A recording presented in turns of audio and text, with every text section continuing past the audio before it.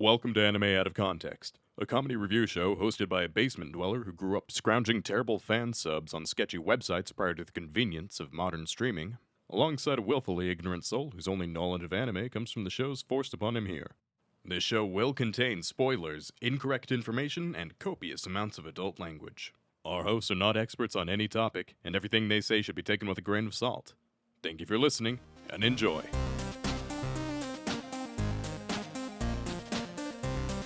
Hello and welcome to Anime Out of Context, the show where I attempt to explain the sometimes weird, sometimes wonderful, but always hilarious world of anime. And I'm going undercover to Zootopia to help my friend out on a love mission. I'm Sean Rollins. I'm Remington Chase. And Remington, it's Valentine's Day. Or at the very least, as close to Valentine's Day as we can usually get. It is awkward because, fittingly / unfittingly, the podcast anniversary is basically almost exactly it is exactly Valentine's Day, I think, when it was posted. Which means that it's always just like, which one do we do first? Yeah. It's always a bit clunky. But hey, we're doing. I think in past years we varied it up. This year, hey, Valentine's Day is coming first. Yeah, because I think our anniversary is like just after Valentine's Day, so it's like 1 or 2 days after. So like we literally have the tiniest margin to work with. But hey, this year, we can celebrate Valentine's Day before it happens and our anniversary after it happens. So we're basically fucked up on both ends. Yeah, see, it's all for the best. It's all for the best. But with that being said, Rem, Valentine's Day is a very special day for a lot of people. Most of those people don't listen to our podcast, however. So, in order to kind of remedy that, I figured we'd make this a nice, lovely, romantic episode for the two of us. Lovely. So we're going to go have a night out on the town. You're gonna wine and dine me, get me a little too tipsy, and then take me to yours to have your Yes, Ren, because I am that kind of character. My online persona has, dictated that that's how I treat other people, especially you. It's okay. I give my enthusiastic consent. Well, good. Consent is the sexiest thing you can give. That is true. But Prem, I was more thinking that we record a podcast together. Talk a little I'll bit. be honest, not very romantic thus far. Not sounding great. Oh, come on, Rem. What's more romantic than two dudes sitting at a computer talking about romance? Recording a podcast for a bunch of nerds. The sexiest thing about recording a podcast is that it's often done without pants.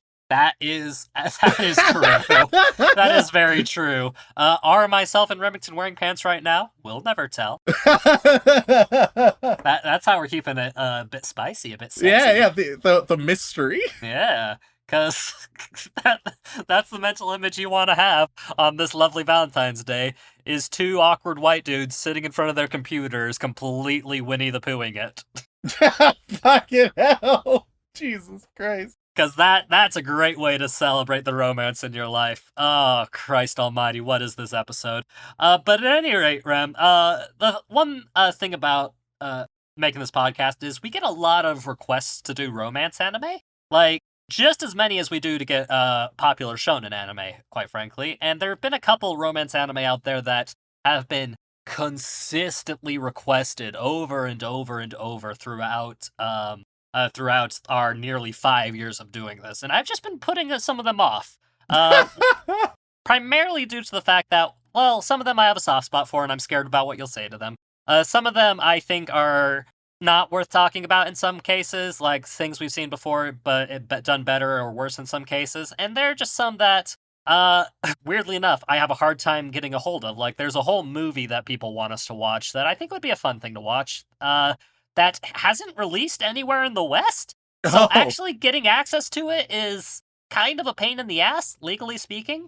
So, I've been bogged down with lots of requests, and I just haven't gotten around to it. But, Rem, since it's Valentine's Day, I figured I would break out one of our most requested romances in all of anime. I'm biting the bullet here. We're going straight into it. Okay, what is it? What is it? Well, Rem, it's a lovely little romance about two individuals. Two individuals that are kind of suffering from a lot of trauma. Oh, yeah, okay, it's anime. Yeah, I mean, yeah, you can't have anime without a little bit of trauma. But hey, this time both parties are suffering from heavy trauma, and hopefully by them interacting and working together, they can work through this trauma and tell an interesting story in the process. Okay. And let's see, let me just pull up their names real quick, because, some of these names, they're a little bit hard to pronounce. There we are. Okay. It's a classic story, of two childhood friends, kind of discovering they have feelings for each other, more so on one side than the other, and the relationship that they develop, throughout their, trauma and environment. And If this is a convoluted way to bring us back to Sword Art Online, I'm gonna kill a bitch.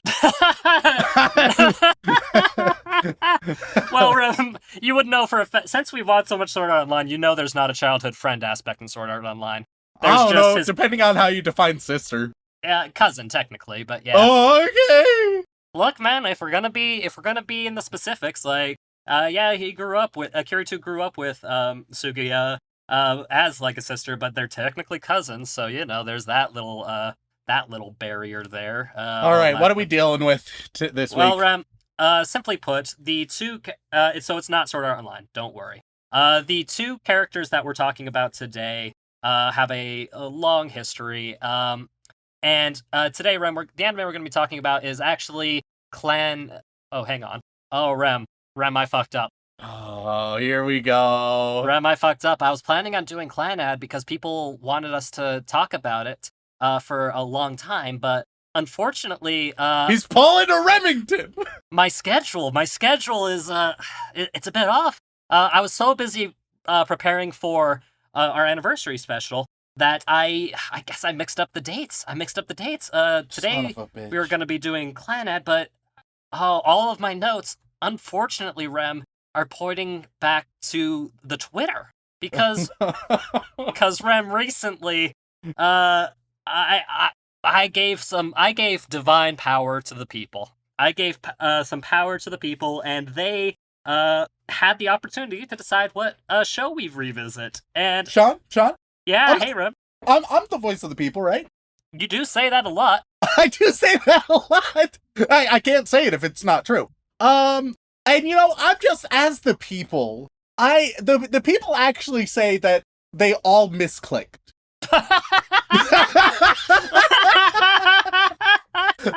All the people have misclicked. Is that what you're saying, Rem? Yeah, that's what the people, as the voice of the people, that's what the people are saying.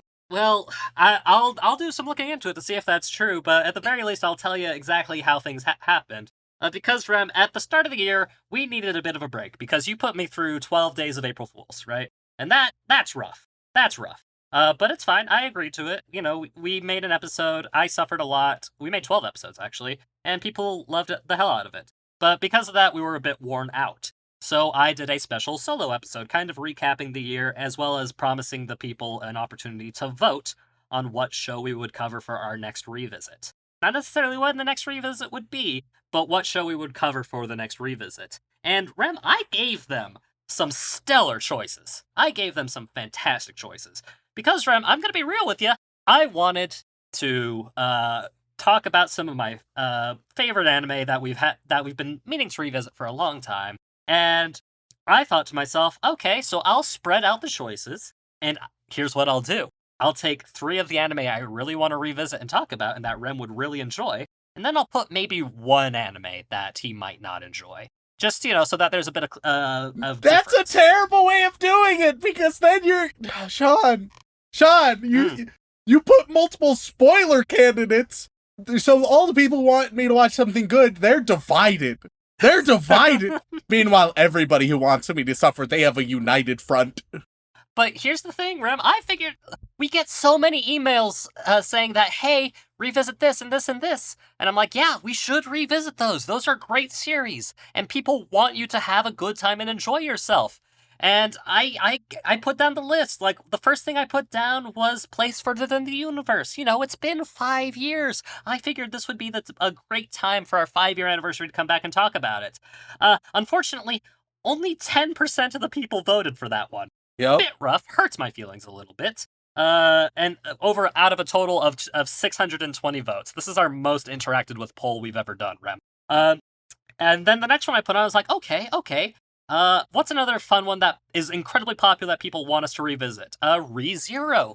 Because that has a very exciting storyline, and Rem was starting to enjoy it at that point, so maybe that would be a great return, because a lot of really bad shit is about to happen in that show, and decidedly so, and it's, a very popular series.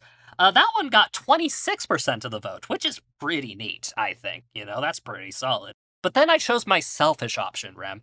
I put in Mob Psycho 100, my favorite anime. Like, objectively at this point, I watched season 3. I can't. It's my favorite. It's my favorite. I'm sorry, but it's my favorite. And I thought that with the hype of season 3, people would have clamored to it and voted for it. And most of them did. They voted for Mob Psycho 100. A whole 29% of them voted for Mob Psycho 100. But Rem, I miscalculated. Yeah. I miscalculated because the one bad option, I thought that people would, the people who love the show would absolutely not choose it. Like, I was banking on that and thinking, it would just be the people who like suffering. And I figured that, the people who like suffering would have a strong feeling, but we have so many, lovely fans who just want you to have a good time and want to hear your thoughts and critiques on shows that deserve an introspective look. Unfortunately, Rem, turns out this entire fan base is filled with a bunch of masochists. Oh, really, Sean? Really? The show where it's punish and hurt Remington, that show, it attracts people who want to punish and hurt Remington? I'm baffled. I'm astonished. I'm bewildered. I'm befuddled. Rem, that's not what I'm talking about. I'm talking about the people who voted for this, because half of the responses to this poll, and in some of the emails we got in response to this poll, are all about, hey, this is one of my favorite shows, and I still want Rem to talk about it. You guys are out of your mind! I don't understand why, Rem, but because of that, they barely rallied, and Attack on Titan had 35% of the votes. So the romance we're talking about today, Rem, is Eren and Mikasa. Fucking hell. I'm sorry, Rem. I thought. All right. Well, we've all made mistakes in our life. Yours was making that poll. Mine was starting a podcast nearly 5 years ago. We all have made plenty of mistakes in our lives. But we all know, the listeners see the length of this episode. They know it's a billion years. So unless we have any reason to stay in part 1, I imagine we should rush to part 2, because the episode is already going to be insanely long. Yeah, well, Rem, there is reason, because I still have to remind you of everything that went on in the first half of season 1, because, Rem, it's been 3 years since we've covered it. And yet still not long enough. Yeah, no, people were really clamoring for it. Long story short, Rem, Titans, remember them? Big scary dudes, eat people, break down walls? Yeah, that happened. Let's see. We got introduced to our main trio, Eren, Mikasa, and Armin. Eren, the angry, edgy protagonist, Mikasa, the cool, brooding killer lady, and Armin, the quote-unquote smart one. Who has the stupidest plans they're either really dumb or they're common sense, and everyone's like, oh my god, how smart, and then they don't work out. Yeah, and even when they don't work out, they still praise him. And we're introduced these characters. Then their lives are fucked up. Titans break down the wall, kill their families, and then they decide to go and join the military to hopefully fight Titans. We get introduced to a wacky variety of characters. You probably don't remember a single one of their names, but that's fine. And, oh no, they're training as cadets, and they have yet to decide which of the 3 factions of the military they're going to go into, when suddenly, oh no, the Colossal Titan appears again, and kicks down the inner wall. Oh no, repeated history. And then you watch the whole cavalcade of Titans breaking into that wall, and them trying to retaliate, and ultimately plugging the hole with a giant boulder that was needlessly carried, though it could have been rolled. Oh god! Yeah, because this is reliving trauma. Because it turns out, for some reason, Eren can transform into a Titan and still maintain some level of control. And where we ended off, Rem, was the Survey Corps the Corps that goes out and explores things and tries to learn about Titans, essentially takes custody of him, because, he's the scary Titan boy. And they promise that they will handle him and use them to their advantages. And where we left off, Rem, was them being introduced to the Survey Corps and planning a mission out into the wilderness. There's a crazy scientist lady who captured some Titans and was very sad when they were killed in the night. And that's essentially where we left off.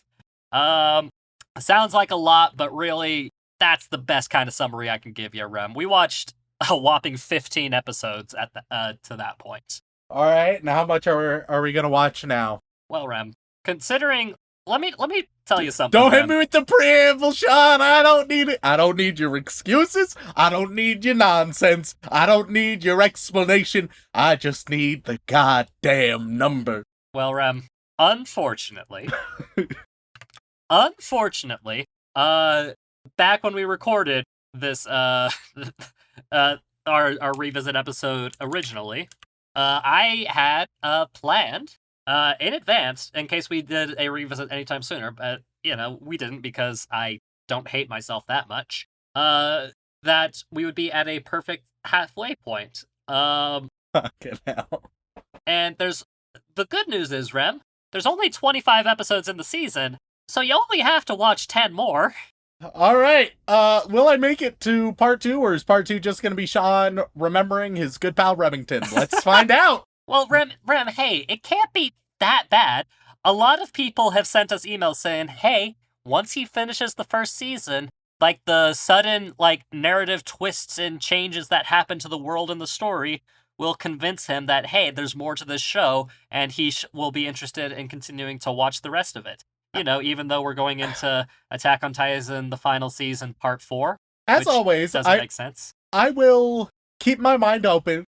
It's possible that I can change my mind. Though also, thus far on the podcast, I've never changed my mind on a revisit for going from disliking a show to actively liking a show. Right. The best maybe, and I can't remember if this has ever happened, but maybe it's like, well, yeah, okay, I can remember at least one case where it's like, it's not as bad as it was previously, but it is still bad. Like, that is the closest we've come. Yeah. I mean, but you have gone from liking a show to still liking a show. That's true, that's true. That there's that. I've also gone from liking a show to not liking a show. Yeah, that's true. But good news, Rem, you don't like the show at the start, so who knows? Here we go, who knows? It's only up from here, baby. There's no way it can get worse, right? But I shit you not, Rem. There was recently an announcement for this is the full title, Attack on Titan: The Final Season, Part 3. So dumb. It is the dumbest thing on the face of the planet. They are padding the shit out of that runtime, and I don't know how they're managing it. But that's besides the point, Rem. Maybe after we finish a whole season, they won't ask for more. They'll be satisfied. We've gotten loads of emails predicting your critiques and already trying to counter your critiques before they even happen, which is a wild strategy. That is a wild strategy to do.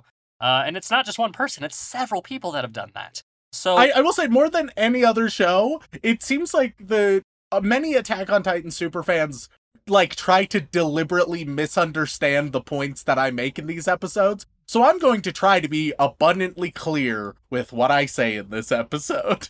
Please do, Rem, because this episode, I'll be real, this episode might kill us. Look, as somebody who just got done rewatching... You know what? Add some suspense. Will we make it to our 5-year anniversary? Who knows? Yeah, Who we knows? have one episode to make it. The 5-year anniversary will just be Dylan just doing a soliloquy over our corpses. Because we all have been stabbed to death with pitchforks by angry anime fans running with really bad mover gear on They their can't hips. get me if I get myself first. Persevere, Rem. It's only 10 episodes. It can't be that bad. Without further ado, Rem, let's finish the first season of Shingeki no Kyojin, or Attack on Titan. That's not going to help save us? Unless the Titans are really horny. I mean, they didn't even mention going through the mines of Moria, so, how could it possibly be interesting? The concept of Attack on Titan is dope as fuck. If what I said released any amount of dopamine in you, you're good, you're done. And we are back after finishing the entirety of the first season of Shingeki no Kyojin, or Attack on Titan. And before we get into it, Rem, Oh, yeah. let me just say Oh, I can't wait. that I love you dearly as a friend. And if this is the end of us, because we get murdered or any number of tragic accidents caused on purpose, I just want you to know that I do love and appreciate you on this Valentine's Day episode. Oh, geez, thanks. With that being said, though, Rem, we've done it. We finished the whole first season of Attack on Titan, a wildly popular series that is beloved by a lot of people, and the folks are probably wanting to know if your opinion has changed in any way. All right, Sean. All right. Let's start optimistically, okay? Okay. I love some optimism. This is a day about love and romance, and we could use some optimism. It's very much ringing out this show for all the positivity I can muster, but technically speaking, I think I had a vaguely better experience watching these 10 episodes than the first 15. Hey, that's something. Yeah, so that's... Hey, if you just want to take that as the tagline, hell yeah, you're free to go. If that is good enough for you, if that's good enough for you, if what I said released any amount of dopamine in you, you're good, you're done. Now you can leave. You're free to go. That's it, the episode watch time on this one will just drop off dramatically, but that's fine. That's fine. If that prevents hate mail, I think it'll be worth it. Look, guys, you listened to the first 2 episodes we did on Attack on Titan, right? 100 episodes ago and 200 episodes ago, respectively. Yeah, like, you guys, you get it. You know what's about to happen. So you're saying 100 episodes isn't quite enough to lessen the pain? Not quite. But John, so I'm gonna give the Attack on Titan fans that. Meanwhile, I also have something to give you. Alright? Okay. Cause, I have the gasoline, Sean, but I am going to be handing you a couple matches throughout, alright? Sean. Oh no, you want me to give my opinions on this show? Sean, I just let them flow freely. With all due respect, this is the 3rd time we're talking about Attack on Titan. Plus, it's already a well-known fact that you don't like it. So let's just burn this shit down together, man.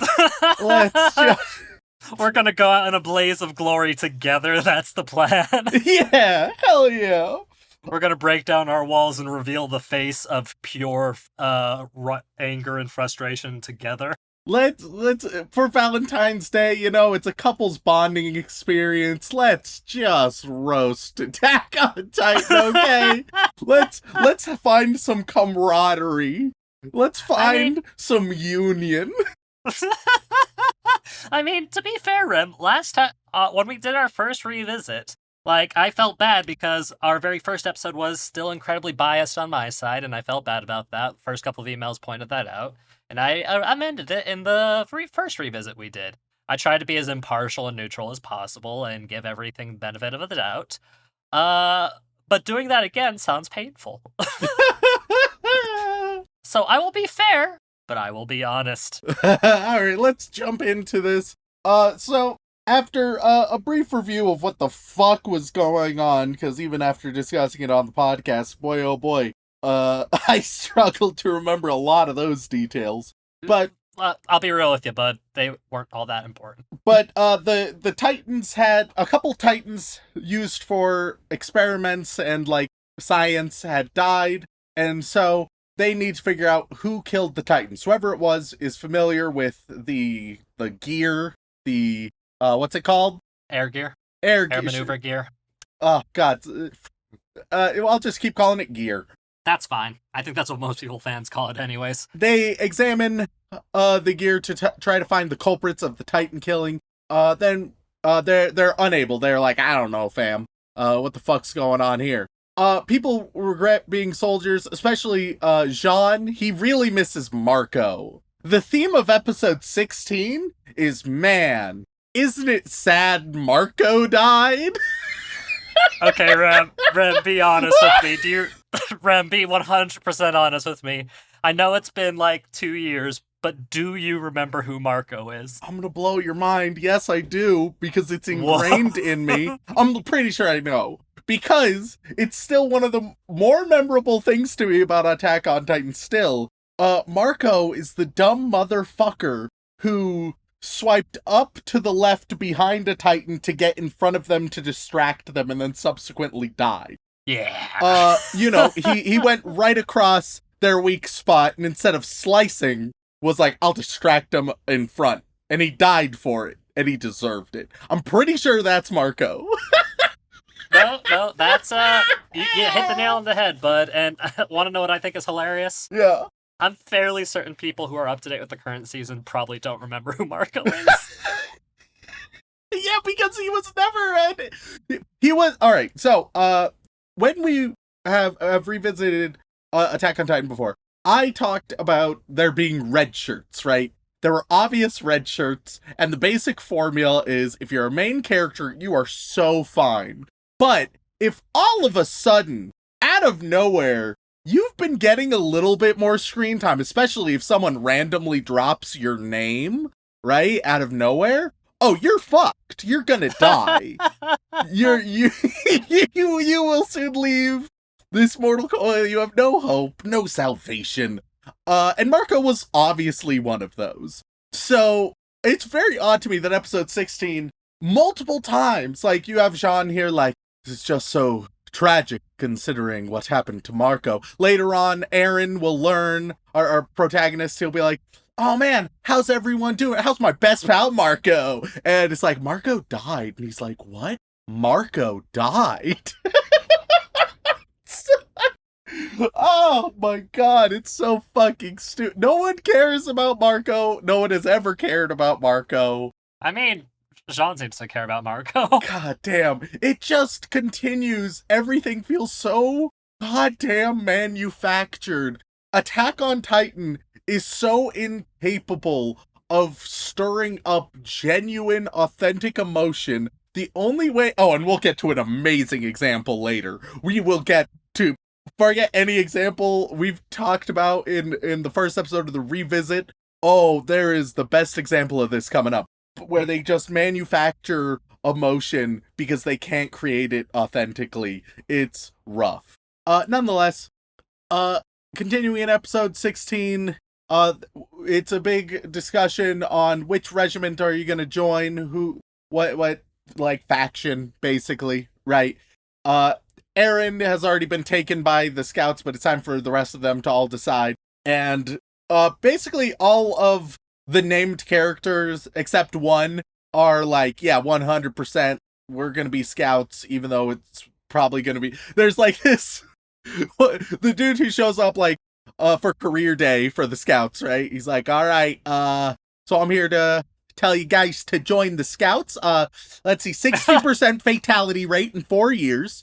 On our next mission, it's expected that just a full 30% of you will die on the first mission. Just a full 30%. Also, I want to emphasize that all of our hope is in Aaron and the basement. You remember the basement talked about last time, the one where Aaron was like, I vaguely remember my basement and it might be important. And we were like, that's good enough, kiddo. We're struggling for ideas, frankly, so we will take literally whatever you tell us and just have hope in our hearts.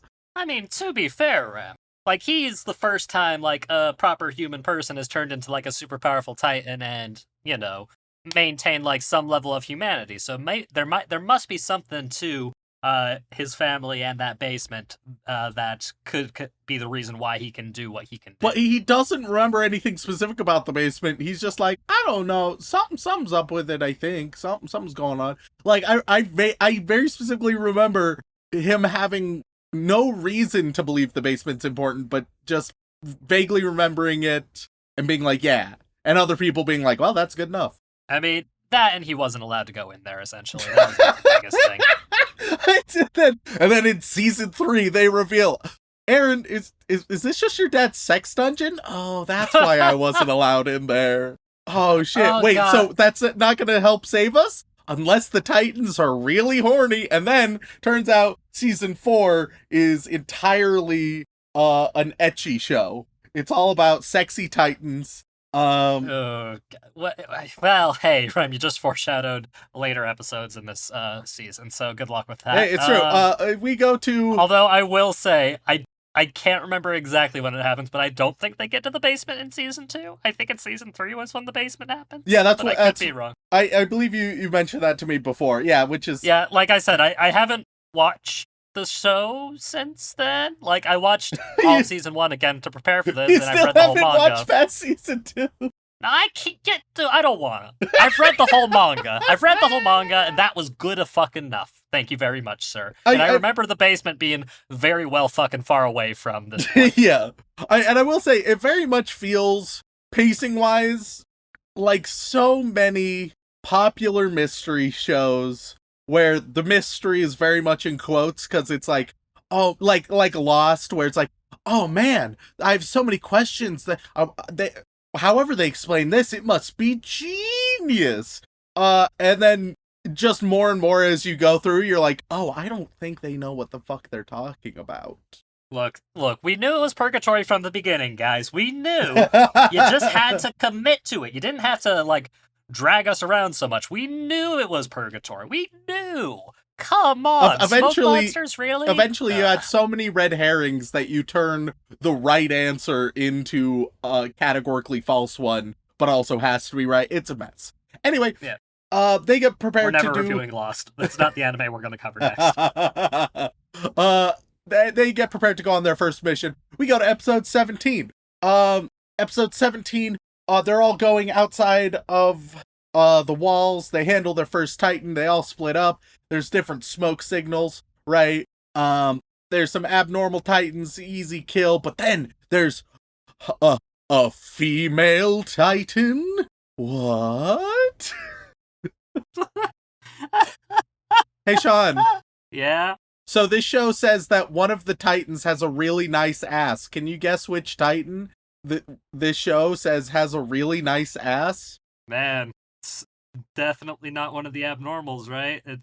Or Aaron, so that could only leave... Oh, the one female Titan? Yeah, a little bit weird. A little bit weird that as soon as a female Titan shows up, they're like, wow, what a great ass. Jesus fucking Christ, shows at least a modicum of restraint. I will also say that, like, if, for folks who are like, hey, but what about the Colossal Titan? If you've seen the back view of the Colossal Titan, like, it is Hank Hill levels of flatness back there. So, like, I mean, I guess it makes sense, but at the same time, come on, guys. You don't need to mention it. Especially, like, alright, one of the biggest problems I have with Attack on Titan, sort of, I would argue, the problem, is that Attack on Titan, it pretends that it's an unpredictable, gritty, bloody, anybody is at risk. This is wildly fatal, wildly dangerous, right? That's the vibe it's going for very strongly. Like, it's not subtle. That is what it wants to be. And it will monologue about that often. Yes. It will tell you that's what it is often. I mean, it came out around the same times as Game of Thrones was really rising in popularity, and hey, that was violent and gritty and had a lot of characters. You know what Game of Thrones did? According to my secondhand knowledge, Game of Thrones killed off important characters. Oh yeah, it killed off characters where you were like, oh, I can't wait to see what happens with them. Oh fuck, they're dead. Meanwhile, Attack on Titan, it will only kill the red shirts. And once again, oh baby, it keeps fitting with the formula that I outlined in the previous revisit of if you're just randomly given a name, you're gonna die very soon, and they're gonna pretend it's tragic. Meanwhile, if you're one of the main crew, there is zero concern, which kind of fucks up the vibe. It doesn't feel nitty-gritty, oh, it's gonna be fucked, unpredictable, who knows what's gonna happen, everybody is in danger at all times. No, Nobody that's important is ever in literally any danger. At all. But hey, Rem, can you honestly say that you predicted a sexy lady titan with a great ass? Well, I mean, the title of the episode that popped up was Female Titan, so that gave me a hunch. That did Yeah. that did indicate to me that something was up. But before that, Rem, you had no clue. All you knew was there was a big titan, a hard titan, and an Aaron titan. The thing is, I don't feel threatened by the Titans, which is sort of a death knell for this show, because they're supposed to be this insane threat, this looming, gigantic monstrosity, but the female Titan's the first one other than like the super big one we've seen before, I guess, that we've seen that's like capable. All of the others, they handle super easy unless they're a red shirt. Like, if you're one of the main characters, you can chop down infinite normal Titans. They're not a threat. And it's not because you're doing anything super impressive.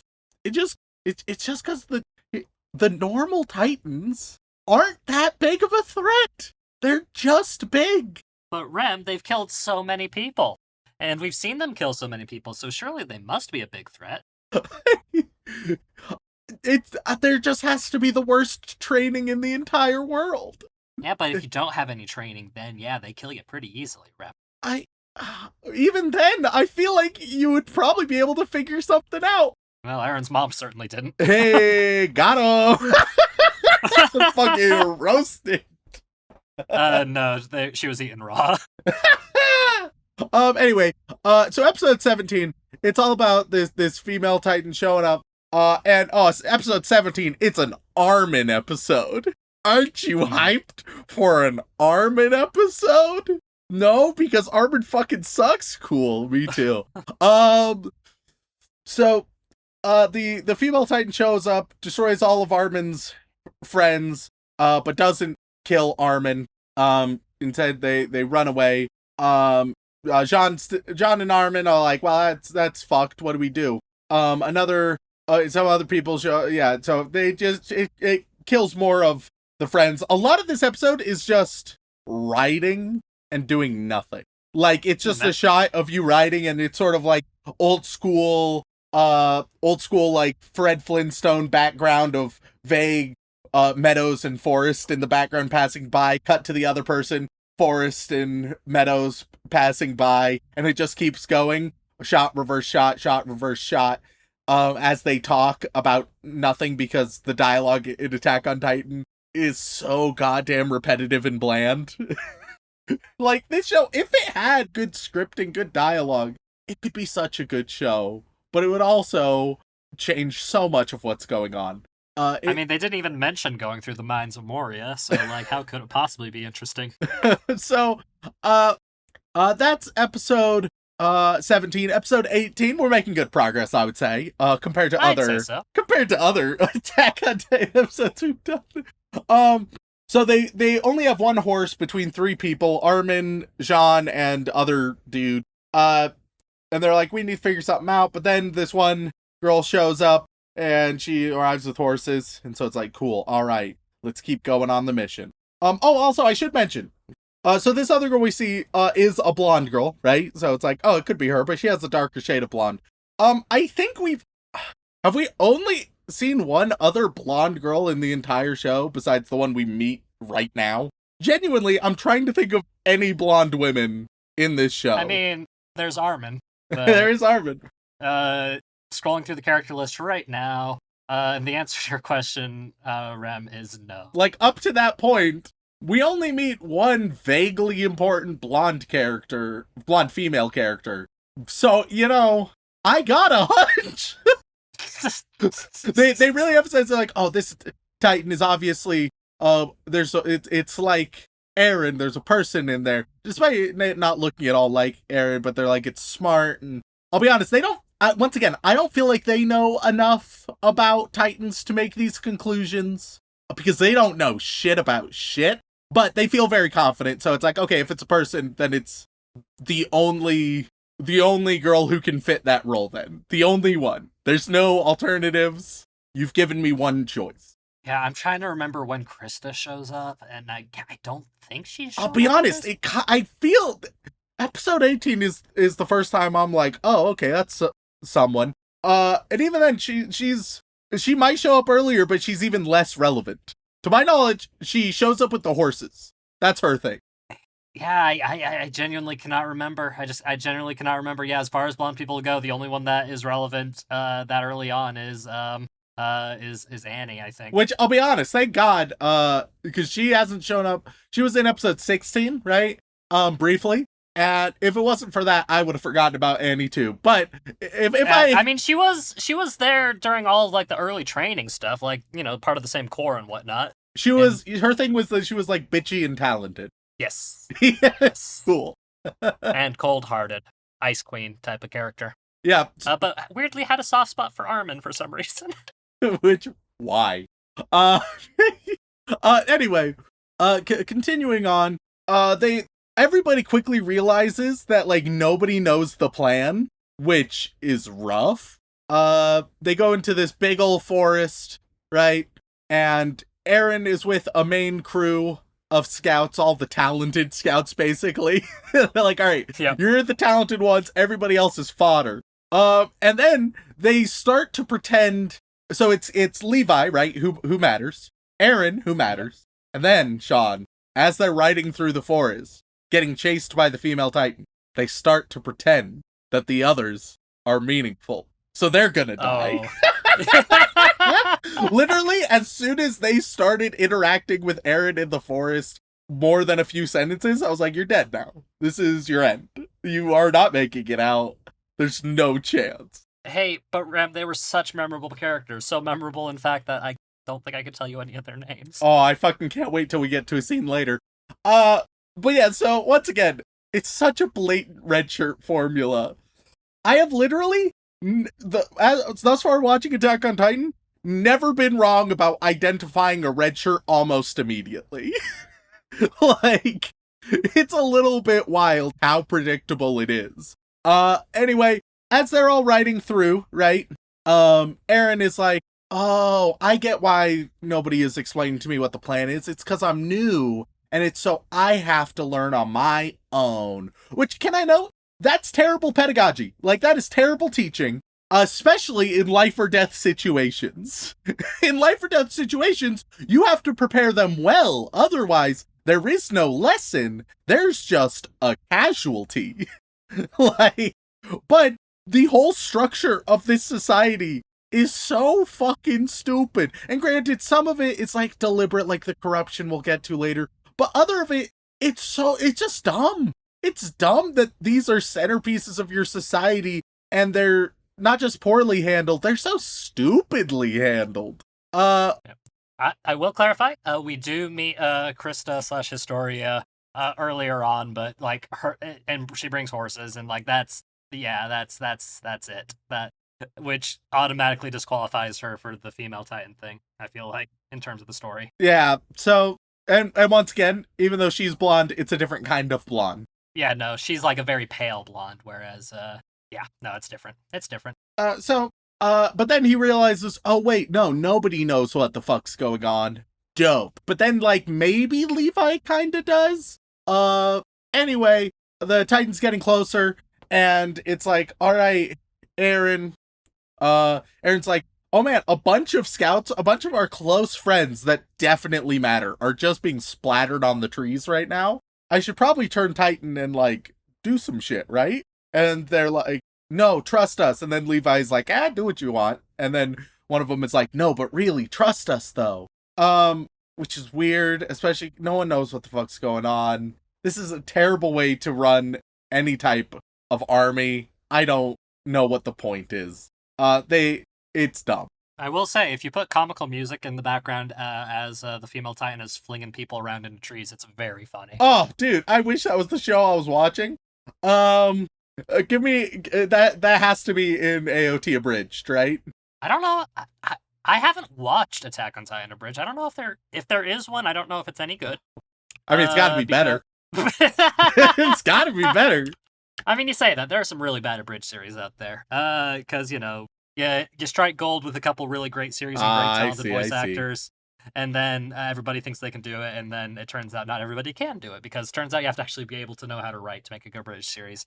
But yeah, I feel like pairing it with comical music is the best way to enjoy that scene.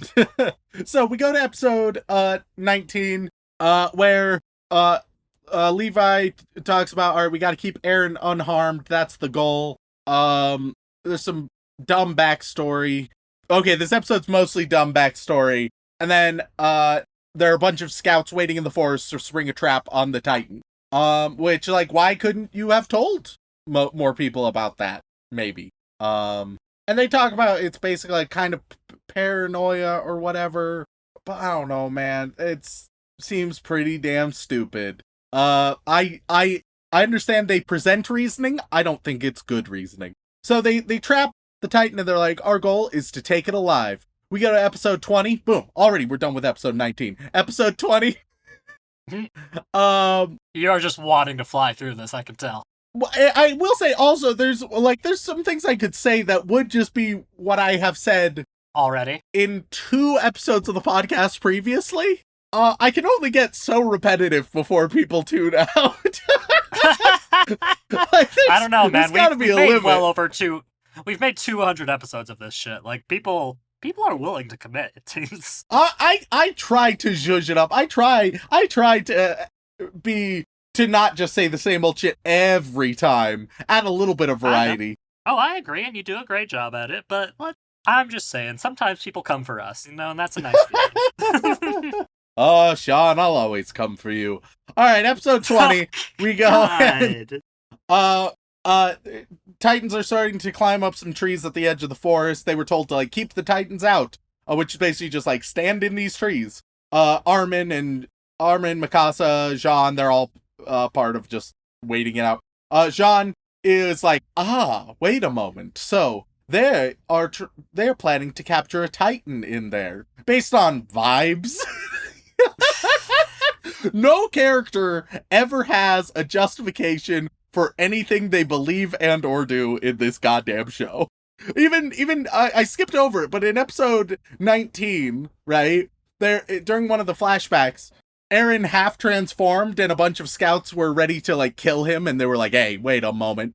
And Levi was like, don't. And they were like, but why, Levi? How can you be confident that this is safe? And Levi's just like, a gut feeling. Just going off of those vibes. And I'll be honest, if my military captain, right, is like, okay, I know this looks like we could die any second, but don't worry about it. That's not the vibe I'm getting. Fuck you? Fuck off with that shit. And then, this motherfucker Levi, he has the audacity. Later on, right? To skip all the way, like, 5 episodes or some shit. Later on, when they're talking about, surprise, female Titan is Annie, and Armin presents all of his evidence for it, Levi, it's actual evidence, granted, like, it's kind of bullshit evidence you get when things aren't super well thought out, but it's evidence, and it's fairly strong evidence. And then Levi's like, so we basically have no proof. Motherfucker! That's more proof than anything, and then literally any other conclusion we've received in the show thus far. My man! My dude! I'm losing it! How dare the show, when it tries to come up with any amount of evidence and justification for something, for once, then say, that's not really a great justification, is it? Holy shit! That's the show saying, on my best day, when I do more than I usually do, it is not enough. Which I agree with, but how fucking dare you, show? It's like the show is directly fucking with you at this point. Oh my god! Anyway, alright, rewind back. Just need to get that up. So we see that the female Titan, she has the power to get diamond hands, holding all the meme stocks. She can just turn any part of her body, very hard and diamond-like. they're like, all right, well, let's blow off its wrists. But then the Titan shrieks. All the other Titans come running in, start eating the female Titan, and they're like, well, shit, we need to get out of here. Then Aaron and his posse, minus Levi now, they're running away and they're talking about who pissed themselves on their first mission. Great dialogue. Oh yeah. But then they're like, hey, wait a moment. But if the female Titan's one of us and they're also the one who killed the 2 Titans previously and they're aware of how to use gear, that means that they're around here and they're probably using gear to blend in with us right now. Unrelated, that person with the hood on over there, that I don't think that's one of our crew. And then that person immediately attacks and kills Gunther. Who? Oh, Sean. I'm sorry. They play it off as really emotional, Sean. Gunther? Gunther. Hold on. I'm scrolling. Good old Gunther. Oh, he's Gunther. Sean, they gave him a name like 2 episodes ago. It's man, it's tragic that Gunther died. Okay, I am scrolling through like the list of characters on Mal, and I am actually having a hard time finding him. He might not be in here. They've got the instructor, who's just called instructor. That's nice. Gunther. Shit. I was doing it for a bit, but yeah. Well, whoops. Yeah, so Oh, found him. I had to scroll. Hey, 3 people marked him as a favorite character. So. If you're one of those 3 people, I want to talk to you. You just want to talk. You just want to talk. Did you misclick? Or are you all in on Gunther, or did you think he was someone else? Because not only he was a redshirt, and they didn't even try to give him a personality. So we go to episode 21. He has a big forehead. He does. Episode 21, they're running from this mysterious traitor. Oh no. But then the traitor, they transform back into the female Titan. I mean, we can just call it Andy now, right? That's fine to do. Oh, look, nobody saw the female Titan and thought to themselves, well, it could be the girl with the horses. Could be her. Nobody thought that. Nobody. Like, they're like, cool. Oh, hey, what's that? Annie's the only one who went to the security force? Interesting. It's the only thing that makes any sense. So they're trying to run away. Annie transforms into a Titan. The scouts tell Aaron, they're like, we'll handle this, you keep going. Because Annie is clearly after Aaron. So they go back, the scouts do pretty well, but then the Titan kills them all, because they're fucking red shirts. They're all just red shirts. Yeah, and it's gotta be said, it's very hard to take somebody seriously when they're spinning a person around on a string like they're a yo-yo. It's interesting, because sometimes they want to play Annie, especially in her Titan form, as just doing business, right? Calm, cool, collected, just getting shit done. But other times they're like, ooh, now let's make her sassy. Let's make her a sassy Titan in this moment. Can we sex up this Titan a little bit, guys? Which is very weird. That's a weird thing to do. Because 1, does not match Annie's personality at all. Nope. And 2, doesn't match the vibe of a Titan at all. So why, when those things are combined, do you feel the need to? Is it because it's the only female Titan we've seen? Is that the reason why? Really, just an inch of restraint will go a long way here. I mean, it could just be like a 2 negatives make a positive type of thing, right? I mean, maybe that's the logic. Math. Maybe they've heard of gap mowing and like, hey, this is how that works, right? Oh god. All right, so Aaron, he sees all of his new friends die, and then he, despite the entire point being him escaping, he's like, I gotta go back, and now I'm gonna try fighting them. So he transforms into a Titan, and then they fight, and then they fight, and then they fight, and then they fight. Which I will note, so it is amusing that a giant Titan battle amongst giant trees is the equivalent of normal people fighting in a normal forest. I mean, to be fair, Rem, those are some pretty big fucking trees. I will also note, they use the gear so poorly in the forest, movement-wise, because so often you'll just have the characters, like, it feels like they should be, like, swinging around the trees, right, moving forward, but it'll just, once again, shot, reverse shot, same as when they were on horses. They're as if they're just hovering endlessly forward. Like they have shot a tree 20 miles ahead, completely parallel, and they're just zooming. They're just no need to swing or adjust in any way. It's just a completely straight shot forever. Which some might say is lazy, but you know, they're right. All right. Annie chops Aaron's head off with a big kick. She eats some of his Titan flesh and then to reveal Aaron, and then gets him in her mouth. But she doesn't eat him. Mikasa, she's arrived. She sees that and chases. Tries to chop down the Titan a bit. Levi arrives. He joins in. We enter episode 22. Levi and Mikasa are planning and they attack.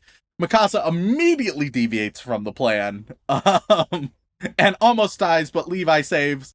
We're not worried. These are the only two who know how to kill Titans in the entire goddamn show, and they're two main characters. No reason to be concerned. They save Aaron, and the Titan just sits crying. Cool. Aaron is returned, and then we get into genuinely a moment that made me lose my shit, because it was so fucking funny. It was supposed to be emotional.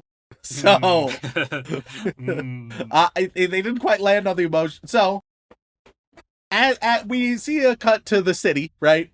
And we see various families. We genuinely see this loop happen 3 or 4 times, where it's a family, and they're like, oh, the scouts should be returning soon. I can't wait to see Gunther. I've missed him so much. I got terrible news. Genuinely, they do that exact thing like 3 times in a row, where all of the red shirts that we just met and were given names, all of their families are like, oh man, oh Petra, I'm so ecstatic she's going to come back. I cannot wait. Like, I understand what this is trying to do. It's trying to be like, oh, see the toll that war can take. I don't care about these red shirts. They were destined to die, and this is such a blatant attempt at pandering and trying to create that emotion in such a dumb way. I laughed the 3rd time this happened in a row, I lost it. I lost my shit. But even better, they do it 3 times in a row, and then closer to the end of the episode, they do it again. When the scouts actually arrive, right? One of them shows up to Levi and is like, oh, hey, I'm the dad of Petra, or whatever the fuck her name was. And I can't wait to see her. I have so much to discuss with her. We're all really hyped, me and the family. Oh, man. Just a tiny bit of subtlety. Just a little bit. Just a tiny bit would be amazing. She sent me this letter. But Rem, don't you remember? It perfectly mirrors the first time we saw the Survey Corps when they first returned. You know, all those episodes ago, episode 1, when that happened, and they're like, "Oh man, this is real sad, isn't it?" Watching all these people come back, a lot of them are dead, and they're all heartbroken. Man, what a great mirroring moment, isn't it? Sure. It's not, Rem. It's really not. Look, I've heard that one before, is the sad thing. Oh, fuck. Oh, no. Yeah. Yeah, so it's just real bad. And then, so they arrive into town, right? Oh, I'm skipping over the fact that, like, when they're trying to count the dead and missing, they, instead of just, like, going back and letting the moment sort of settle, right? Being, like, having a quiet moment of just letting all of the devastation settle in. Like, well, we gotta make the return journey exciting. So, what if we had 2 characters, they don't need to have been introduced thus far, just create them brand new, redshirt those motherfuckers. They'll be like, oh man, our friend is in there, we need to get him back. And Levi will be like, don't do that, it'll upset the Titans. And then they do that, and they upset the Titans, and a bunch of people, including one of them, dies. I don't give a shit. I do not give a shit. I cannot emphasize how little I give a shit. And then the end of this episode, right? They all arrive back into town. They're beaten. It shows how, like, disheartened they are, right? And then, through just narration, like, this happens off screen, It's like, ah, yes, and then the Commander Aaron was ordered to hand over Aaron, to the president. All right, bye. Like, that just, it feels relatively important, but it just happens off screen, and it happens off screen so that they can mislead the audience later, but it just feels kind of poorly handled and dumb, where I was like, what? Is this important? Should I care about this? Do I need to know this? And like, kind of, but not really? Episode 23. We see Annie wake up, in case you were wondering, in case there was any doubt in your mind. Mhm. In case somehow you didn't get it, we see Annie wake up, which you might be like, hey, wait a minute.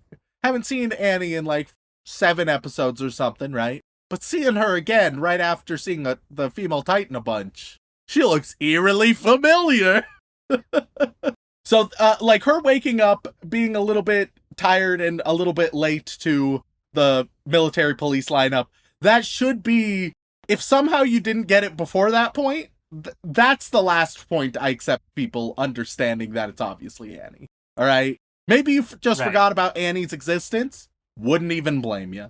I mean, that's fair. I mean, to be fair, Rem, you had a whole couple years to forget. I was at least blessed with she was in episode 16, so Yes, I got a brief reminder of her existence, which for me was enough. But if it wasn't enough for some people, you know, this is the last moment you can justifiably be like, oh, okay. If you realize later, like when she actually transforms, once again, just don't think you were. I don't know if you were watching the show. Maybe it was on your second monitor the whole time, right?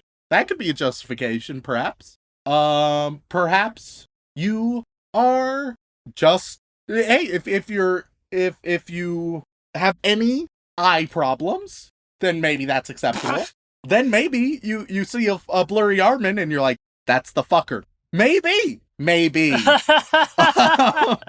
I will say, I've never heard anybody claim that this was a dramatic shock. That's good.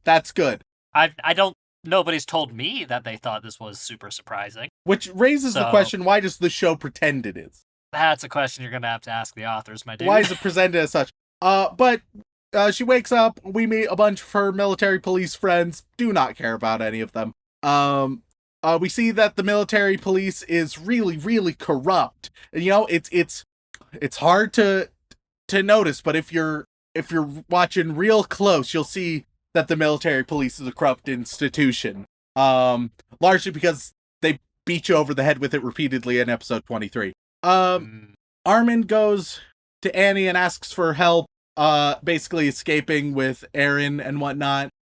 She's initially reluctant, but then she is convinced. She puts a ring on, and it's like, all right, let's do this. They're like, oh, they're planning on killing Aaron, so we gotta get him out of here.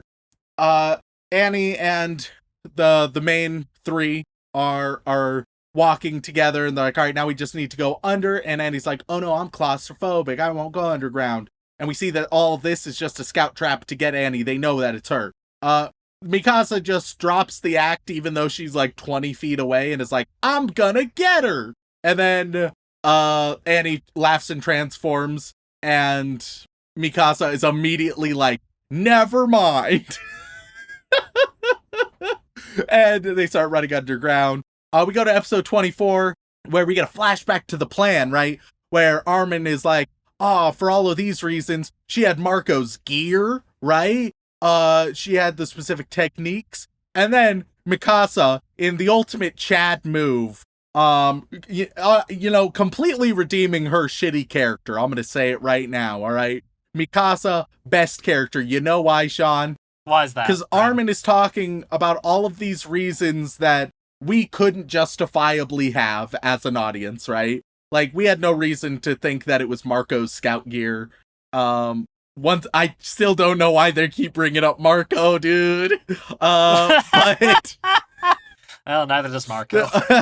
But he's looking on down and be like, why do they care so much about me? But after I was not that important. After this long-winded explanation by Armin, Mikasa is just straight up like, yo, plus, Annie looks exactly like the female Titan.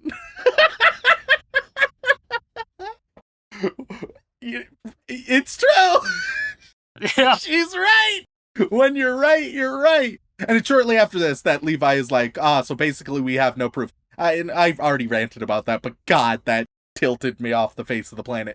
Yeah. So the female Titan starts wrecking shit, including wrecks Eren a little bit. None of this matters. It's a big fight. It's a big fight. A bunch of scouts die. I don't care about any of them. Finally, Eren's able to fight through his punctured heart, transforms, thinking about his friends, and he attacks Annie. There's more of a fight. There's so many casualties, and this show multiple times already during this revisit, it's been like, hey, so how do we justify all these casualties and collateral damage?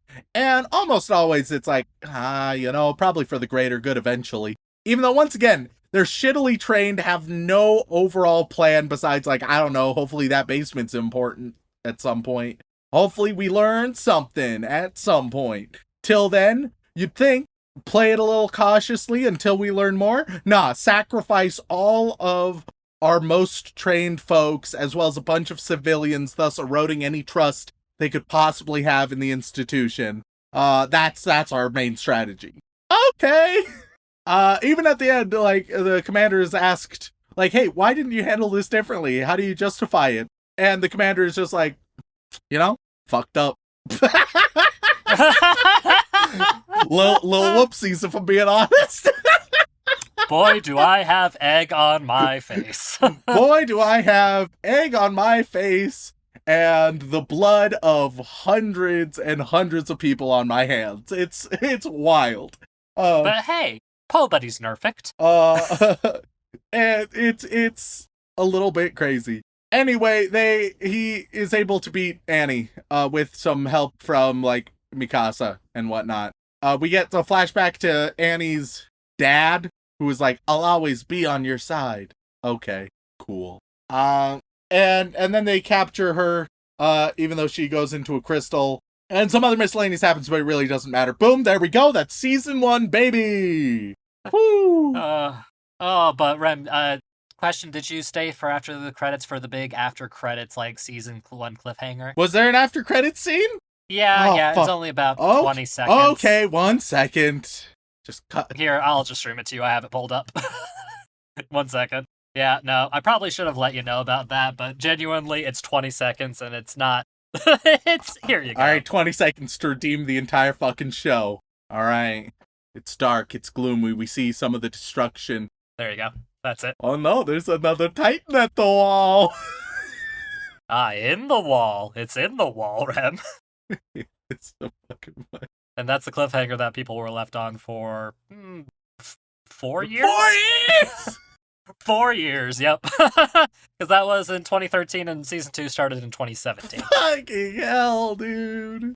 Yeah. My God. Alright, so... Yeah, sorry, I people would have gotten on our asses if we didn't mention that. Because it's like, oh, that's a cliffhanger right there. Oh, there's a bunch of people who worship the wall, but inside the wall there's a big Titan. Which I feel like I had to know of, like, it'd be interesting if people worshipped Titans, there was a cult like that, and so, like, kind of points, I think, to previous me. I mean, yeah, but specifically they only cared about the wall. Yeah. So, yeah. But Rem, you did it! You made it through 10 whole episodes! Alright, let me make some bold predictions. I'm 1 season in. I wish I could say that we're done with it forever, but I know you fuckers better. And I have some bold predictions to make, alright? Okay, hit me with them. Because they left us with a lot of mysteries, right? That they said, Right. oh, we're gonna solve these, and then just failed. The Yes. biggest one is, like, what the fuck's going on with Annie? Annie, she can transform as well, but she, for some reason, wants to fuck shit up. Okay. I have a too specific prediction, I would say. Alright, so, I think, that, first of all, Annie, the reason she's trying to protect Eren is very much to get him on her side. There's other people that can transform into Titans, and because he can, it's like, yo, dope, another one, let's get him, right? Let's groom him to be on our side rather than on this side. I think that the overall quote-unquote motivation assuming that it's better than just we're the baddies, I'm Yes. going to assume more of it. Though I wouldn't be surprised if it was just we're the baddies. It's a couple layers of like the overall corruption within society. It could be we need to destroy society, start anew with just us. It could have elements of because we are Titans, we are greater, we are grander, we are more superior, so we need to destroy society, start anew with just the superior beings, right? Could be something like that. I also think that there's animosity. I think that with everything going on, I think there was some like fucked up experiments happening, possibly to do in the basement, right? That might have been part of it. What later there was like this underground group. We'll call them the Illuminati. The Illuminati, who was able to create Titans, right? They were like, this will make us super strong and amazing. But obviously, like, shit went wrong a little bit.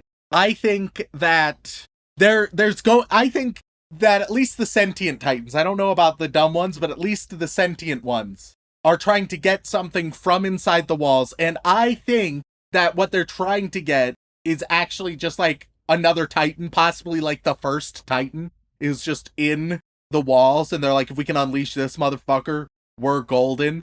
And I might even make a bold prediction that maybe it's either Annie's dad or Aaron's dad has transformed into like the prime main first original Titan.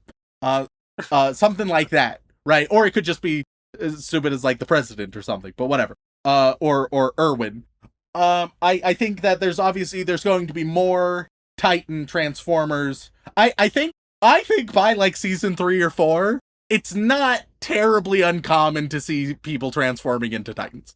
I think like it's not something everybody has, right? It's like, oh wow, it's special and rare. There's only this list of 24 people who can do it. Right? I think that people aren't as justified. But by the time all the people who can transform into Titans are revealed, it's like looking back at season 1, it's like, oh, they probably should have realized this was happening. they probably should have noticed this was all around them, right? That's around the level of common I think it is. I think they're trying to like infiltrate it. Yeah, I think that covers a lot of the main bases. I think that covers a lot of the main mysteries. That's right now the general vibes I'm getting. Wow, Ram. I won't tell you how right you are. Just give me a grade. Give me a grade without explaining the grade. C+. I'll happily take it. And yeah, I won't. I just want one additional prediction from you. If you had to predict what exactly is in the basement, what do you think it is? Just give me a hard claim right now. A hard claim for what's in the basement? Yes. Assuming there is something that'll solve the mystery in the basement. Okay, oh fuck. See, that's hard because genuinely the show has given next to nothing thus far. Right. An entire season, They have given fuck all. They've been like, it's important, and Aaron has a key to it. Pretty sure that's what the key is for, right? Yeah. Given to him by his father, theoretically. My immediate intuition, there's a couple possibilities. My immediate intuition says that it's like a lab, basically, right? Where it's like, oh, okay, this is where either experiments or records about a Titan making and or killing is, right? So I'm going to say that. I'm also going to say random sentimental bullshit that will change how Aaron sees himself. Like it'll be a photo of Aaron as a child, and it'll be something stupid like it'd be the equivalent of like, wait a minute, what are they doing in my baby photos, right? And it turns out like character X is your uncle, something like that, something in that vein. Random sentimental bullshit that actually reveals some nonsense. Yeah, I think that's generally those are the two halves of my prediction. Okay. B-. I honestly, I'll still take it. I'll take it. Yeah. No, not like I'll be real. As somebody who's read the whole manga, and of course I don't have it perfectly memorized because why would I? You are very interesting. there, there are a lot of there are going to be a lot of people, diehard Attack on Titan fans who'll be like, "Is he cheap?" Ooh! So at least I feel like that either means, and obviously you can't explain it to me, right? But Nope. it either means that I got the big picture stuff correct, or like one of my very, very specific guesses was spot the fuck on. Or possibly a little bit of both. But either way, I'm wildly pleased with that. Let me just say it. Hey, maybe the show is just kind of predictable. But if you would just want to say that I'm a genius, I'll take that too. I'll take either result. I'll take either a confession that Attack You on will Titan take is... praise or condemnation of the show. Those are your two options. Either is good for me, so whatever one you want to ascribe, I'm fine with. I will take. Well, of course, Remington, you're still a dumbass. Anybody could have guessed this. Or, wow, Remington, that's so impressive. Either way, I'm happy. I will say, just to tack on, there are some things that nobody could have predicted, and that's terrible. Oh yeah, that sounds about right. Yeah, nope. And hey Rem, should I drop one of the hottest takes that I can drop on Attack on Titan? Oh, I can't wait to hear it. It won't make any goddamn sense to you, but you wanted me to throw some matches into the gasoline pile. Hell yeah. There's a big thing that happens near the end of the story, and I'm convinced 100% that it didn't need to happen and was pointless. Y'all, the rumbling is stupid. It's stupid. Doesn't make any sense. Didn't need to happen. After everything we learn in the series, I am, like, everything from, final season onward, none of it needed to happen the way it happened, and it was all pointless. Hell yeah. So there you go. Have fun with that. Send your threats all you like. I'm right. I'm right. It is stupid. But with that in mind, Rem, any guesses on the Mal score for the original season of Attack on Titan? It's been a few years, so there could be some change. No, it's gonna be 8.4 or something or whatever. What was it last time? Something. It's one of the highest rated things ever. Mm-hmm.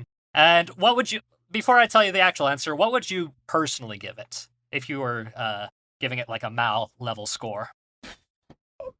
All right. Am I rating the whole 25 or just the 10 I watched just now? The whole 25, if you could. Okay. Because as a whole experience, because that's how they separate them out, is by season. Okay. Because the last 10 I watched, I would give it like a 3.5. As a totality, I would say around 2.5 to 3 out of 10. Ooh. And is that your personal score, or the Weeb adjusted score? That's my personal score. I think it's awful. I think it's real bad. Perfect. I think that the writing the dialogue is they monologue so often, and it's so repetitive and bland and almost nonsensical at parts. It doesn't get the vibe it's going for. Once again, I very much view this, and now that I've seen an entire season, I feel more justified than ever. This is in the exact same tier as a Sword Art Online for almost all of the same reasons. It might be a slightly better, a tiny bit better, but it's in the same ballpark in every way. I'll say it, the action scenes in this are better. It's not a high bar. I mean, usually, but then but still, very often, the quote-unquote action is ass. Yes. But there are some, like, very clever animation tricks done here and there, and the soundtrack can be fun occasionally. It's also a very ugly CGI bell. Oh, man. that bell, though. It's so bad. Yeah.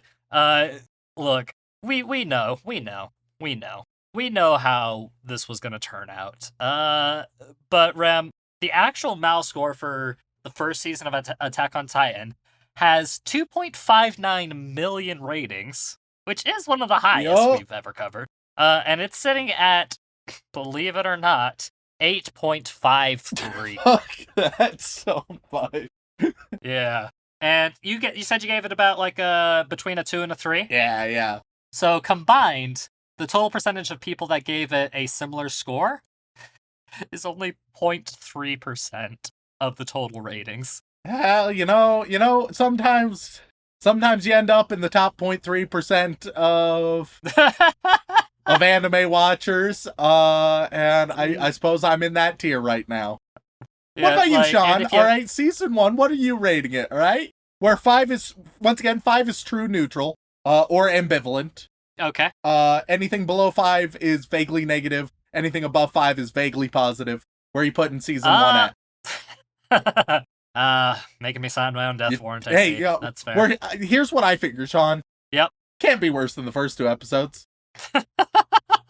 The number of because most of the diehard Attack on Titan fans who want to kill us, they stopped listening 2 years ago when we did the revisit. That makes sense. That makes sense. Although I sneakily suspect we're gonna get a weird bump in emails about Attack on Titan. Yeah, got a hunch. I will say, Rem, I think you're being a little harsh. I would give this a solid 3.4. Oh, so basically, you give it around what I gave the final 10 episodes, which I will say, yep. Hey, it ended stronger than it began. Yeah, and I will give credit where credit's due. The very first episode of the entire season has some iconic moments that will probably still go down in history. And like the first time the Colossal Titan appears over the wall, that's some scary shit. I will freely acknowledge, all right, Attack on Titan is not a good show, but it is a very iconic show. Some of the single images it has very solid logos for the organizations. The basic like Attack on a Titan, you see a Titan looking over the wall, right? That visual, very strong, very distinct. It evokes a very strong vibe in isolation. So this is a very iconic show, which is to its merit, and I think that's one of the reasons why people mistake it for good. And that's the only reason I'm rating it higher than you, Rem, is because of the sheer iconography, and the few things it did well are going to be remembered for years to come. However, that doesn't make up for all of the other bad things. And let me tell you, Rem, like, say at this point, a few years ago, I hadn't read the whole manga, right? Say the manga, I think the manga was still coming out when we first did Attack on Titan, and I only had watched like the first season and half of the second season. Say that I never finished the manga. At this point, I probably would have bumped my rating up a little higher. Benefit of the doubt.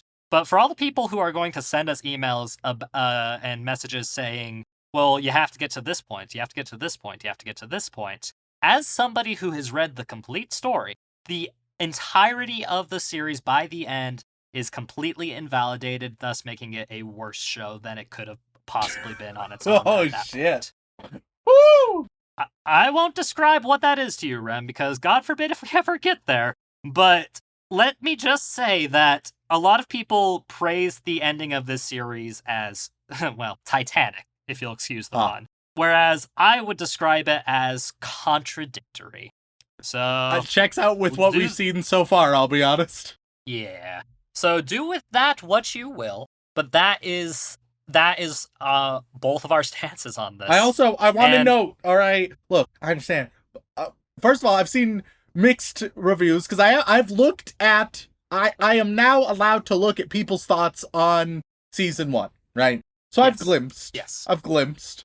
And it's interesting to me, first of all, that it seems like there's a bit of a division of people who are like, season 1 is it's good, but it just gets better from there. And then there's also a fairly significant amount that I saw that was like, season 1 was the best and it all went downhill. So some people are like, oh, you gotta watch more. I really want to emphasize that by now, right, assuming on average, like, say, just 23 minutes per episode, right, that leads to somewhere around the ballpark of 10 hours of content that I have now consumed. I really feel like that's enough, y'all, to make at least it's informed... It's about 9.6 hours. Yeah, it's enough to make an informed opinion. Once again, it's not saying the totality. Who knows? Maybe in season 2, it actually becomes the best thing ever. In which case, I would say very much skip season 1. That's 10 hours of time you don't need to spend. Just read the manga. You'll be done in like 2 hours. That's how long it took me. Because I checked, and season 1 is about 35 chapters of the Oh, manga. dude, that would probably make it so if this were just a movie and they actually had to pace themselves reasonably, this would be a great premise. Like, for an Akira-like fucked up movie. Hell, I'd even take 2 movies. Oh my god. Just to give them, like, you know, a little bit of room to work with. Because, I mean, 35 chapters and a movie or 2 ain't a terrible split, I would say. Like, that could be decent. Because, once again, I have never faulted the broad premise of Attack on Titan. I've sung its praises. I am on the record previously saying the concept of Attack on Titan is dope as fuck. The execution, not. Yeah. Well, Rem, I think we've done it. I think we're there. Final question I have to ask, and hopefully won't have to ask again for a long time. Who knows? We'll see how people respond to this episode and whether or not people want more of the masochistic bastards. Any chance you want to watch any more Attack on Titan with me, Rem? I feel like one season is enough, and you know what? As the voice of the people, it seems like it's enough for all of us. I think one season, that's what we all wanted, and nothing more ever again. Yeah, that's it. You know, we've done it. We're finished. There's nothing more that can be added. Oh god, it has 139 chapters. That's why I was able to binge it so quickly. That's right. Oh god. Well, Rem, happy Valentine's Day. So, just one final note. Eren and Mikasa's still a toxic dynamic, right? They basically forgot about it the last 10 episodes, I'll be honest. Like, Mikasa wants to come vaguely save him a couple times, but the only conversation they have is at the end, and even then it's like 2 words to each other. So, I mean, yes, because nothing has changed, but it really feels like they just kind of forgot about it, which I'll be honest, I'm okay with. Maybe that's a reason why I liked it slightly more than previous episodes. Well, man, I wish they had forgot it later in the story. Anyways, with that, thank you all so much for tuning in. We really appreciate it. If you enjoyed Rem savagely dissecting a wildly popular series, then please head on over to wherever you get your podcasts and leave us a review, preferably a good one. We have gotten a lot of bad reviews just for our takes on Attack on Titan alone, which is, I would say a little There's unfair. probably going to be an uptick of 1-star reviews, as there has been in the past. So, hey, if you want to fight those and leave a review of just your honest thoughts, that would be fantastic, and now is a great time. Yeah, hey, we could really use it. We're podcasters, y'all. Rem doesn't have health insurance. But if you did enjoy it, leave us a lovely review, and we do read every single one. But if that is still not enough for you, you can head on over to twitch.tv/animeoutofcontext, where myself, Remington, and Dylan play video games exceedingly poorly. And if that is still not enough, you can head on over to patreon.com/animeoutofcontext, where you gain access to all kinds of lovely bonus material, including having the opportunity to have your name read aloud on the podcast. So, Rem, who are we thanking this week on this lovely romantic day? As always, we would like to send our regards to all of our bland bitch protagonists, as well as our magical girls, who we really appreciate. But moving on, we get to our yandere waifus, who are transforming into titans and just biting our flesh and kicking off our heads. And on that list, That's not very happy. That's not very sexy. I don't know, it's kind of, the first eating of the flesh, that's kind of sexy. Just look at Jesus. I mean, there's a difference between munching on some bread and being like, hey, this is my body, and just taking a big old chomp out of somebody's fucking deltoid. Like, it just doesn't really, I don't think it's a 1-to-1 translation, my guy. All I'm saying, Sean, is anytime you eat any bread, I want you to just think of me in your mouth. I never Happy Valentine's Day, bud. And on that list we have Drunquetzalcoatl for Anime Out of Context mascot, says Miska Miska, earnestly expecting praise and a reward. Zombie Stomp, Zhao Sheng Hao Zhongwo Shizai Wai O Bing Chilling. Xanix, Yandere Neko, wondering who has a bigger sword, Remington or Kirito. Why Huvo. Welcome to the Anime Out of Context patron reads, where I attempt to read patron names and sometimes people putting an end in friend. Walk me up. Walk me up gently. Way to shell. Valentine's Day is a holiday to make single people hate themselves. Totally God's angel. Titan CNH. Thou may ingest a satchel full of Richards. The villain behind glass. The Susanator. The Big Bean. Turban. Tainted Venom. Syrup the Turtle. Spicitis. Silent Secondary. Show Remington Evangelion already for charity. Shoujo Addict who doesn't need help, just more manga to read and anime to watch. Seth Senju, Salty Pretzel, Ross Angel Palmer, Rhiannon Williams. Please, please, please review High Score Girl. Paco El Musico, Other McNut wants people to know Rem kills elephants for fun. It was only one time. On the count of 3, release The Holy Hand Grenade. Not a podcast episode recommendation, but make Rem watch The Spider and the Tulip, a cute 15-minute movie. No Waifu, No Lifu, Nitsaira, Nick Harvey, Makeka7 Hierto, Mexican Gone Freaks, Mechazap, but now expecting a little Mechazap. Sean, give me a terrible baby name. Oh, okay, I'll give you a terrible baby name. What about Levi, based on definitely the most interesting Attack on Titan character? All right. I don't like how you're slandering me right now. Hey, if that's your recommend, if you, I didn't know you loved that form of Sasuke so much. Sasuke by any other name. All right. Hey, Rem, I am the one who controls what you watch. Remember that. Hey, fitting. We have Levi Toilet Bowls. We have. Oh dear. Oh, no. We have Leaf Denji and Pochita out of harm's way. Sean, Kylo, Kirby Right Back at You is my favorite anime. Keegan Talbot, Cassidy, Karma Chaos just finished a place further than the universe and only cried like 10 times. Big wins. Judy and Sean bonded over shared experiences of friends putting them through April Fool's pranks and DMV customer service. Truth. Joshua DePena, Jax, Janine, Jamhands. It's Sean, not Sean or Sean. If I gift you a copy of Yakuza 0, will you play it on stream? I don't know what to put here, so here's the rhyme I was named after. Mayor Zedotes and Dozy Dotes and Little Lamb Zeddy Ivy. A kid. I, Remington, and my cohort Sean enjoy BDSM femdom roleplaying as Mikasa and Asuna every weekend. It's a secret though, wing. Jesus. I want Rem to ruin Darling in the Franxx for me. I, Remington, am simply one of an infinitesimal amount of creations in the universe from the imagination of a high school girl. I'm Rem, love to rest my head on my dear old mum's voluptuous ass. I don't know what to put here. Hunter Tane. Hunter Davies. How would a dodecafuck even be possible or work, especially when an angel is involved, asks Misaka, with an extremely puzzled look. Heaven or hell, Sean, Guilty Gear Strive is coming to White Swartz. Hachi Roku, going down on Sean's grandma. Nomeo and Juliet is my favorite anime. Glenn Michael Dolan, Farmer Weeb wants the host to know message received on Doki Martura, sending MILF-only Dokis. There we go, very responsible. Fantide, Dylan Hayden, due to Remington's high praise last week, I will now make a new haiku about Sean every week, starting next week. Please look forward to, and then it cuts off, but I'm excited. Duck, drink angel milk to prevent wobbly bones, not a conspiracy. Does listening to remember my favorite anime and enjoying it make me a masochist? Do. Oh, like how you end the podcast is my favorite thing to hear. Do. Fun fact, just Price is Right. Yeah, no. It's just a very poorly rendition version of Price is Right. Hopefully they never come for us. I don't think they will. It took a while of me doing it before I realized that Dylan was including it in the episodes. Genuinely. Oh yeah, no. I had no idea. No, that was just a little joke for you for the longest time. Wait, because this will come as no surprise.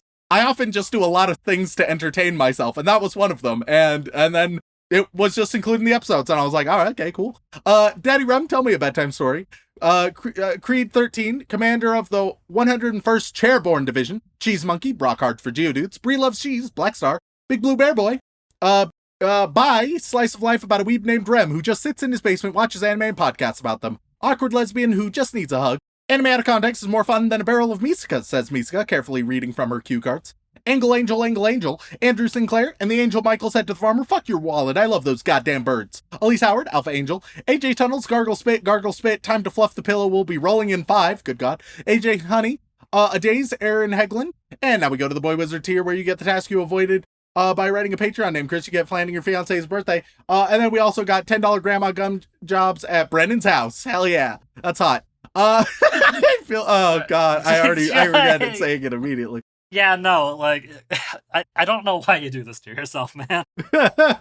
All right, now we go to the Boy Wizard tier, where everybody is going to get a big item from greatbigstuff.com. Because that got paid. Warning, you're 799 episodes away. you get an 11-inch paperclip. Vincent Calabrese, you get a gigantic crayon. The Brown Mamba is back after being abducted to Layton, Utah for 2 years. You get a gigantic toothbrush for only $300. Schmeris, you get big old wooden letter tiles. They're big old Scrabble tiles. Sean says, say this. Oh, okay, I, Sean, love my sweet mother's booty taste. Yummy! Good Jesus fucking Christ. Can we please stop? You get a big old ice cream cone. Sean's waifu, Judy Hops, wants a Nankoi review. You get big old push pins. Sarah Bernowski, you get a big guitar pick. Roscop, you get a big takeout box. Rem, how did you like the revisit of 12 episodes of Attack on Titan? It was only 10, thankfully. But still didn't. You get a gigantic aspirin. It seems like a very weird choice. And like a very bad decision. Like, is it actually aspirin? Probably not. It's the size of, I would say, approximately 200 aspirin. If I had to estimate. Sean, real quick before I forget, we're watching Clandid next week, right? You get a big Dixon pencil. Monogatari ticks all the boxes of what Sean and Rem ever said they want in an anime. This week, zero unimportant characters. You get a big coffee cup wastebasket. Mike got his Overlord review. You get a giant lighter, which I'll be honest, it does not look that giant. It just looks a bit bigger. It's big, but that's not giant. I'm pulling up the site now just to see what we're looking at, and I'm like, I mean, some of these like have practical secondary that does, you know, I think you're kind of right. Yeah, like I mean, especially like it fits in your hand and takes up your whole hand. But what I would think a giant lighter, you gotta especially the giant pencil. That's like as tall as I am, and then to be like, oh, and then a giant lighter, and it's like two lighters taped together. It's disappointing. Yeah. Apparently it takes a whole can of lighter fluid, so that's... I think we're on Miguel DeLeon. I don't recall. Miguel DeLeon, you get a big wooden match. Massimo Martelli, you get a giant computer mouse. Latino saw Denji erase Rem's bloodline with kicks. You get a giant alarm clock.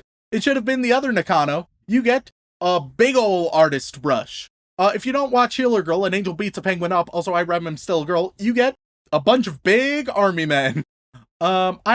I represent that Sean's grandma is an angel in bed. I can't hold it back anymore. You get a big old name tag. I can't fuck my non-existent sister, sad face. Changed my mind. You get a big rubber ducky. Let that occupy your time. How big? Oh, again, big rubber ducky. Not as big as it could be. Oh, that's disappointing. Hellarex, you get a big old barbecue lighter. Got a new last one. Got trashed. Anyway, shots for my 29th birthday coming up in March. Hell yeah, celebrate. You get a gigantic Ferrero Rocher candy. Which is quite sizable for a candy. That is still sizable, not giant, but also it's big. Still disappointing though, because nobody likes they're dope as fuck. Get this hazelnut hatred out of this chat. I'm just not a big nut guy. Don't worry, you will be soon. Go ahead, call the cops. It won't silence voices. They're getting louder. Send help, please. Just celebrating Valentine's Day, Sean. You get a big cup and saucer set.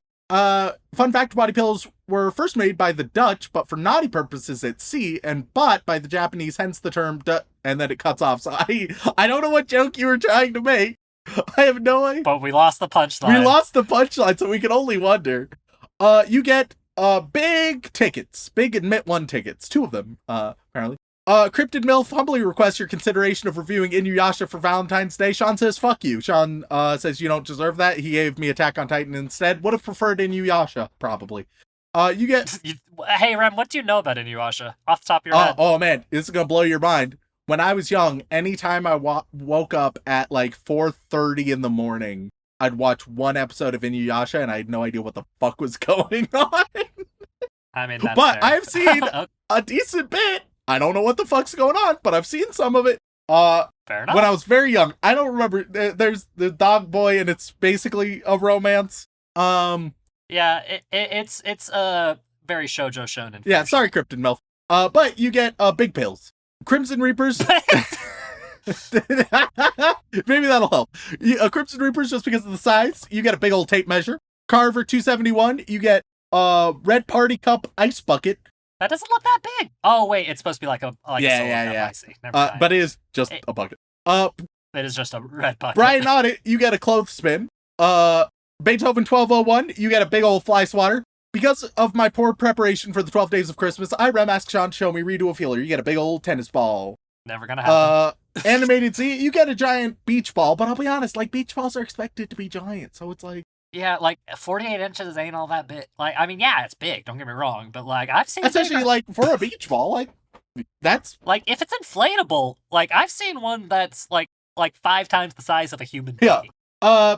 Allfather wants Sean to show Rem the cute short form dog anime this season with BS Rule 36 weeks till bonsai. You get a big old pocket knife to shank some bitches. Now we go to the inappropriate Joey Wheeler tier, where Sean is as Joey Wheeler will say something. He will say why he fell in love with you. Oh, yeah, great. Time to get parasocial, I see. With you specifically, a very deliberately crafted message. We start with Raftalia, my anime waifu, has returned. God. Fuck, I've just got to come up with reasons to fall in love. It really shows the state of things when you have to search for it. Let's see, top 11 reasons we fall in love. Okay, that should help. Let's see. It's because, these are weird. These are weird. This is gonna sound so fucking weird. God, this is weirdly parasocial. Because there's a bit of a mystery to you. Don't quite know what's going on. Ooh, how did you kill that person? Next, nipples are huge right now. Check any magazine. What the fuck? Well, here you go. Because it's a bit unusual, It's an unusual environment to be in with you. What does that mean? I don't know, man. It says arousal / unusualness.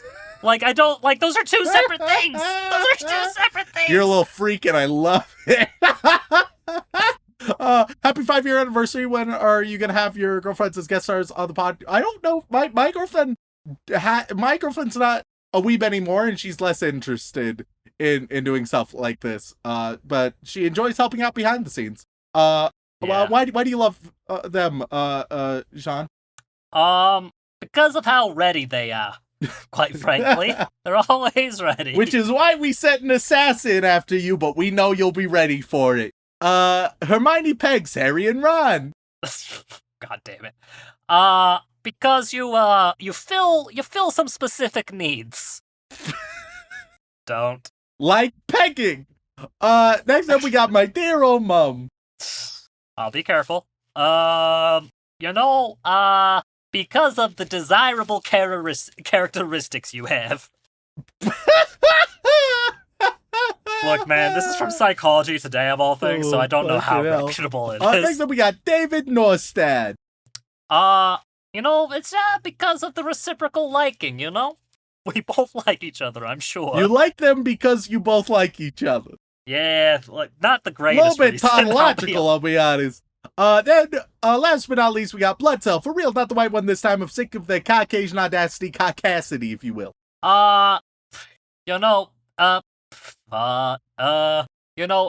Just because of the raw similarity, You have your blood cells, I have blood cells, makes sense. Well, thank you all for tuning in. If you want to reach out for a comment, question, feedback, or recommendation, tweet us at AnimeConPod on Twitter, or send an email over onto animeoutofcontext@gmail.com. Once again, guys, thank you all so much for tuning in. We love and appreciate you very, very much, especially on Valentine's Day. And as always, don't fuck your sister.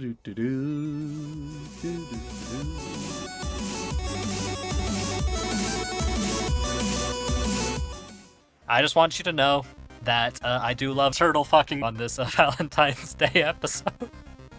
48 inches ain't all that big. Like, I mean, yeah, it's big, don't get me wrong, but, like, I've seen bigger. I draw the line at turtle fucking motherfucker. Boy, do I have come on my face. It's all about sexy titans. Well, hey, Rem, you just foreshadowed later episodes.